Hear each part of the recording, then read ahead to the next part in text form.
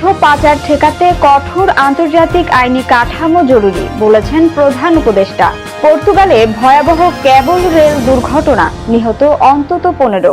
হলিউডে গেলেও ঐশ্বরিয়া কখনো সফল হবে না বলেছেন অমিতাভ বচ্চন। আসসালামু আলাইকুম, জিবিসি টেলিভিশনে আপনাদেরকে স্বাগতম। আপনাদের সাথে আছি আমি সামিয়া সুলতানা। এতক্ষণ শুনছিলেন সংবাদ শিরোনাম, এবারে বিস্তারিত। প্রধান উপদেষ্টা অধ্যাপক মোহাম্মদ ইউনূস বলেছেন, শত শত কোটি ডলারের চুরি করা সম্পদ উন্নত দেশে পাচার ঠেকাতে কঠোর আন্তর্জাতিক আইনি কাঠামো গড়ে তোলা জরুরি। বুধবার ঢাকার রাষ্ট্রীয় অতিথি ভবন যমুনায় ট্রান্সপারেন্সি ইন্টারন্যাশনালের চেয়ার ফ্রাঁসোয়া ভ্যালেরিয়ানের সঙ্গে বৈঠকে তিনি বলেন, আমরা প্রায়ই জানি এই অর্থ কোথা থেকে আসছে, তবুও এটিকে বৈধ অর্থ স্থানান্তর হিসেবে মেনে নেওয়া হয়, কোনো উদ্যোগ নেওয়া হয় না। ডক্টর ইউনূস জানান, বর্তমান বৈশ্বিক আর্থিক ব্যবস্থা ব্যর্থ হয়েছে দক্ষিণের দেশগুলো থেকে চুরি করা অর্থ পাচার ঠেকাতে। এসব অর্থ কর স্বর্গ ও উন্নত দেশে নিরাপদ আশ্রয় পাচ্ছে, যেখানে সুবিধাভোগী গোষ্ঠী এগুলো বৈধতা দেয়। তিনি জানান, স্বৈর শাসনের সময়ে বাংলাদেশ থেকে প্রতি বছর প্রায় 16 বিলিয়ন ডলার পাচার হয়েছে। আন্তর্জাতিক ব্যাংকিং ও আর্থিক নিয়মকানুনের কঠোর সমালোচনা করে তিনি বলেন, লুট করা অর্থ অফশোর দ্বীপপুঞ্জ ধনী দেশগুলোতে জমা রাখা সহজ করে দেয়। টিআই চেয়ার ফ্রাঁসোয়া ভ্যালেরিয়ান চুরি করা সম্পদ উদ্ধারে অন্তর্বর্তী সরকারের উদ্যোগের প্রশংসা করে বলেন, আমাদের আরও কঠোর আন্তর্জাতিক নিয়ম ও এর কার্যকর প্রয়োগ দরকার। প্রধান উপদেষ্টা টিআইকে কণ্ঠস্বর আরও জোরালো করার আহ্বান জানান এবং চুরি করা অর্থ পাচার রোধে বাধ্যতামূলক আন্তর্জাতিক আইন প্রণয়ন ও একটি বৈশ্বিক ফোরাম গঠনে সহযোগিতা করার আহ্বান জানান। টিআই বাংলাদেশের প্রধান ইফতেখারুজ্জামান বলেন, টিআই বাংলাদেশ ও যুক্তরাজ্য শাখার যৌথ প্রচেষ্টায় শেখ হাসিনার সহযোগীদের অর্জিত সম্পত্তি জব্দ করা হয়েছে। এবারে আন্তর্জাতিক প্রসঙ্গ।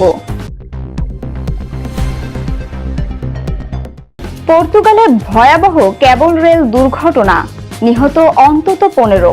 পর্তুগালের রাজধানী লিসবনের প্রাণকেন্দ্রে এলিভাদোর গ্লোরিয়া নামের একটি ফানিকুলার দুর্ঘটনায় 15 জন নিহত হয়েছেন। এছাড়া আহত হয়েছেন আরও 18 জন। তাদের মধ্যে 5 জনের অবস্থা আশঙ্কাজনক। প্রত্যক্ষদর্শী সূত্রে জানা যায়, বুধবার স্থানীয় সময় বিকেল 6টার দিকে একটি ফানিকুলার দ্রুত গতিতে নিচের দিকে নামতে থাকে এবং পাশের বিল্ডিংয়ে ধাক্কা লেগে এটি কাঠের বক্সের মতো ভেঙে পড়ে। 5 মিনিটের মধ্যেই দুর্ঘটনাস্থলে আইনশৃঙ্খলা বাহিনী এবং দমকল কর্মীরা হাজির হন এবং উদ্ধার কার্য শুরু করেন। আহত ব্যক্তিদের লিসবনের বিভিন্ন হাসপাতালে ভর্তি করা হয়েছে।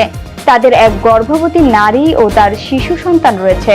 গর্ভবতী নারীকে মেটারনিটি হাসপাতালে স্থানান্তর করা হয়েছে এবং তার শিশু সন্তানকে শিশুদের জন্য বিশেষায়িত হাসপাতাল দোনা এস্তেফানিয়া হাসপাতালে চিকিৎসা সেবা দেয়া হচ্ছে।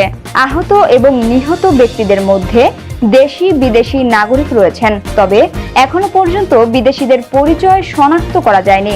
ভয়াবহ এ দুর্ঘটনার পর আজ বৃহস্পতিবার পর্তুগালে জাতীয় শোক ঘোষণা করা হয়েছে এবং রাজধানী লিসবনের 3 দিনের শোক পালিত হবে বলে ঘোষণা দিয়েছেন লিসবনের সিটি মেয়র কার্লোস মোয়েদা। তিনি সংবাদ মাধ্যমকে বলেন, আমাদের শহরে এমন একটি মর্মান্তিক ঘটনা আগে কখনো ঘটেনি। ভুক্তভোগীদের পরিবারের প্রতি সমবেদনা জানাচ্ছি। যে কোনো পরিস্থিতিতে তাদের পাশে থাকবো আমরা। এবারে বিনোদনের সংবাদ। হলিউডে গেলেও ঐশ্বরিয়া কখনো সফল হবেন না বলেছেন অমিতাভ বচ্চন। ঐশ্বরিয়া রায় বচ্চন শুধুমাত্র একজন বলিউড তারকা নন, আন্তর্জাতিক খ্যাতিসম্পন্ন অভিনেত্রী। তার সৌন্দর্য, মেধা এবং অভিনয় প্রতিভা বিশ্বজুড়ে প্রশংসিত। 2004 সালে জেন অস্টেনের ক্লাসিক উপন্যাস প্রাইড অ্যান্ড প্রেজুডিস অবলম্বনে নির্মিত ব্রাইড অ্যান্ড প্রেজুডিস ছবির মাধ্যমে হলিউডে অভিষেক হয় ঐশ্বরিয়ার। তার এই হলিউড যাত্রা তখন বলিউডের অন্দরে আলোচনার এক প্রধান বিষয় হয়ে উঠেছিল। ঐশ্বরিয়ার হলিউড অভিষেক প্রসঙ্গে তারকাদের প্রতিক্রিয়া আজও চর্চার বিষয়। 2004 সালে করণ জোহরের জনপ্রিয় শো কফি উইথ করণে যখন করণ ঐশ্বরিয়াকে জিজ্ঞেস করেন যে তিনি হলিউডে সফল হবেন কিনা, তখন অমিতাভ বচ্চন বলেছিলেন, সে একটা নির্দিষ্ট দূরত্ব পর্যন্ত যেতে পারবে, কিন্তু এরপর একটা কাচের দেয়াল থাকবে। তখনও ঐশ্বরিয়াকে বিয়ে না করা সত্ত্বেও অভিষেক বচ্চন তার প্রশংসা করে বলেছিলেন সে খুব প্রতিভাবান, চমৎকার পেশাদার এবং একসঙ্গে কাজ করার জন্য একজন দারুণ মানুষ। একতা কাপুর বলেছিলেন, আমি জানি না সে সফল হবে কিনা, তবে আমি আশা করি সে হবে, কারণ আমার প্রথম কাজ তার সঙ্গেই ছিল। শাবানা আজমি মনে করেন তার মধ্যে যা যা প্রয়োজন সবই আছে, তবে সিদ্ধান্ত তাকেই নিতে হবে যে সে সেখানে যেতে চায় নাকি এখানে বেশি নিরাপদ বোধ করে। সুস্মিতা সেনের মন্তব্য ছিল, ঐশ্বরিয়াকে এমন ভাবে উপস্থাপন করা হচ্ছে যে সে বলিউডকে হলিউডে নিয়ে যাবে এবং সেই কারণে আমি চাই সেটা সত্যি হোক। যদিও হলিউডে তার অভিনয় জীবন খুব দীর্ঘ ছিল না, তবুও কান চলচ্চিত্র উৎসবে তার আকর্ষণীয় উপস্থিতি আজও তাকে বিশ্বজুড়ে প্রাসঙ্গিক করে রেখেছে।